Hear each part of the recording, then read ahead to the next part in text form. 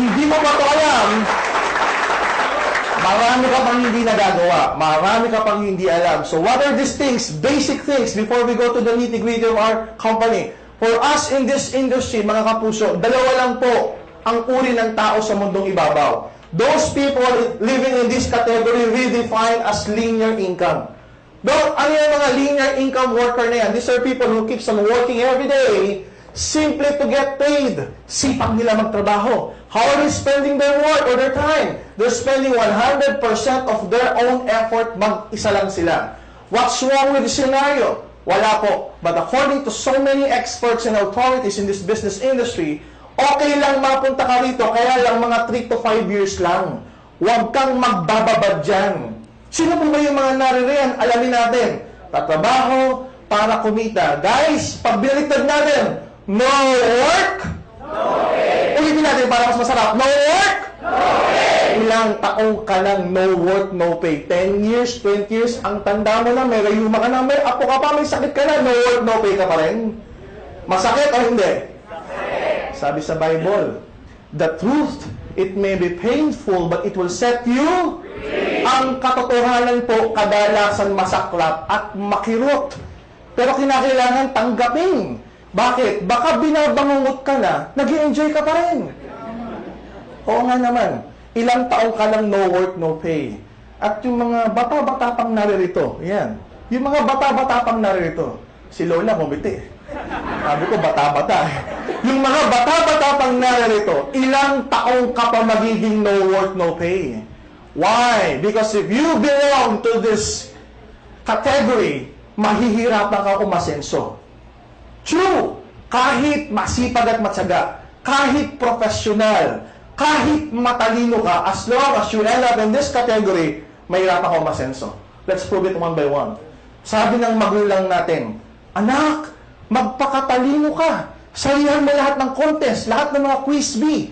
Pagkatapos mo mag-aral, maghanap ka ng trabaho, mag-apply ka sa kumpanya, at balang araw, yayaman ka din.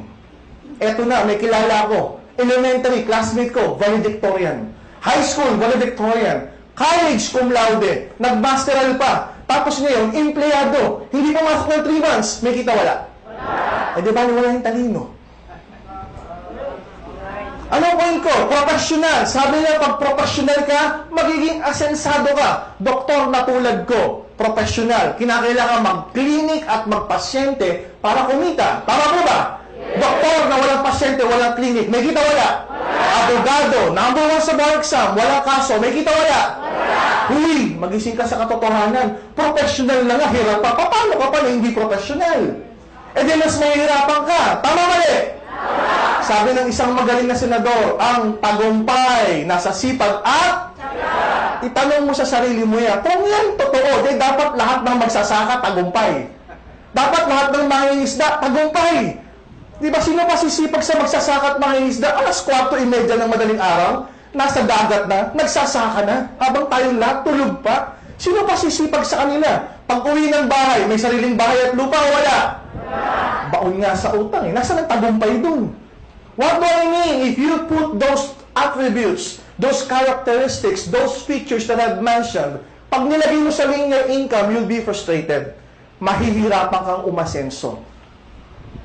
Ay, Dok, ano ba yung dapat naming mapag-aralan? It's what we define in this industry as residual income.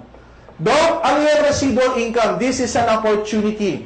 A chance, a once in a chance, a once in a lifetime chance na darating sa buhay mo, hindi ka na nagtatrabaho but you keep on getting paid exponentially.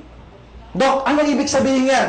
Natutulog ka na, kumikita ka pa rin. Limpak-limpak pa. Gusto nyo ba na gano'n? Ito maganda. Nagbabakasyon ka na kasama yung mga mahal mo sa buhay, abay may kita ka pa rin limpak-limpak. Gusto ba ng gano'n? Ito yung nangyayari na ngayon. Ayaw mo na ng kita. Abay may kita pa rin. Maganda o napakaganda? sabi ng isa, Dok, ako kaya matulog sa trabaho ko bukas, may kita kaya ako? Parang si Santi ka. Huwag mo na gawin yun. So yung iba nagtatanong, Dok, nakakashock naman yung sinasabi mo. Guys, kung ikaw shock, imaginein mo ako. 11 years ago, doktor ako, professional, postgrad, ang taas ng pinag-aralan ko. Tapos may isang taong hindi ko kilala. Sasabihin sa akin, Dok, darating ang time, hindi ka na nagkiklinik, wala ka ng pasyenteng tinitignan, natutulog ka na lang, kumikita ka pa rin. Imagine mo yung kasyakan ko na-experience na yun. Kaya kung ikaw nabibigla ka, mas nabibigla ako noon. Until ipinaliwanag sa akin kung paano. Paano? Through an equation. Sabi sa akin, girls, guys, with what you're doing, you're spending 100% of your own effort, mag-isa ka lang. With what we're preaching, you have the chance to have 1% of 100 people. Sabi ko, paano nagkaiba yan? Parang pinagbaliktad mo lang yung porsyento at mga zero. Sabi sa with what you're doing, sa ginagawa niyo po ngayon, pagbukas, Tuesday, hindi ka pumasok, nagkasakit ka, tanggal yung 100%. No work? Kahit masipag, matyaga, professional, matalino ka pa. With what we're preaching, mawala ka man sa 100, abay may 99 ka pa. And of this 99, may 1% ka pa rin on each and every one of them. May kita wala. And that's what you call residual income. Eh, sino ba yung nagpauso niya? There's this guy by the name of J. Paul Getty. Sabi niya, I would rather have 1% of so many people than to spend 100% of my effort alone. Sino ba si J. Paul Getty? Siya po yung kauna-unahang bilyonaryo sa United States of America. In short, naging bilyonaryo po siya, pesos, dollars. Siping nyo, naging bilyonaryo in dollars. At siya rin nagsabi, if you, sabi kasi ng iba, Bob, baka kaya kakikita ng ganyang kalaki, kinakailangan, million din yung ilabas mo. Hundreds and thousands of pesos na kinakailangan ilabas para magkaroon ka ng residual income. Siya na mismo nagsabi, if you do not have enough funds to put up a multinational company, sabi niya, you may have an option of joining a distribution business and harvest the same effects of residual income. Ganun din pala if you join a distribution company. That's why AIM Global, Alliance in Motion Global Incorporated, is a distribution company. We have partners in the United States. We have lucrative products. We have a very lucrative compensation plan. So to start with, are you ready to learn? Yes! The Info Companies Alliance in Motion Global, we partnered with, pakita mo na, we partnered with Nature's Way. Sino po ba ang Nature's Way? Nature's Way has been existing for almost 45 years, to be exact.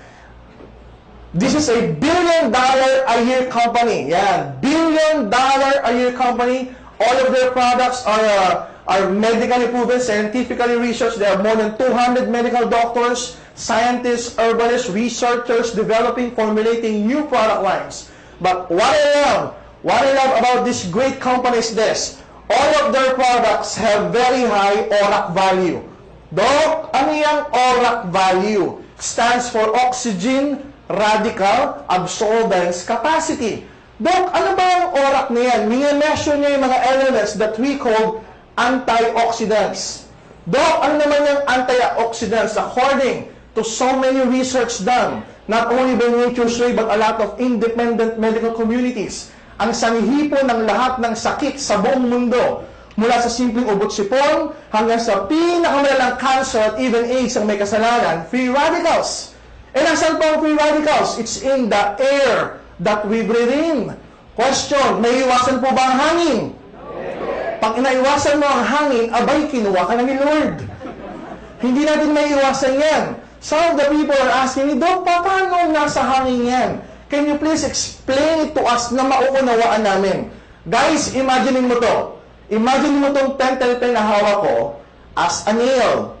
Okay? Pako in Tagalog. Ang nail po ba or pako, may buhay o wala? Ilagay mo yan sa isang tabi. And the free radicals that I'm talking about, itong mga free radicals that I'm talking about, okay, they usually take action on anything, even on nails. So what will happen? Titirahin ng free radicals yung pako. Guess what? After a few days, ano nangyari sa pako? Very good. Alam na alam nyo, kinakalawang. Eh, ang katawan natin, may buhay o wala? Meron yung buhay, and worst of all, kinakalawang din yan.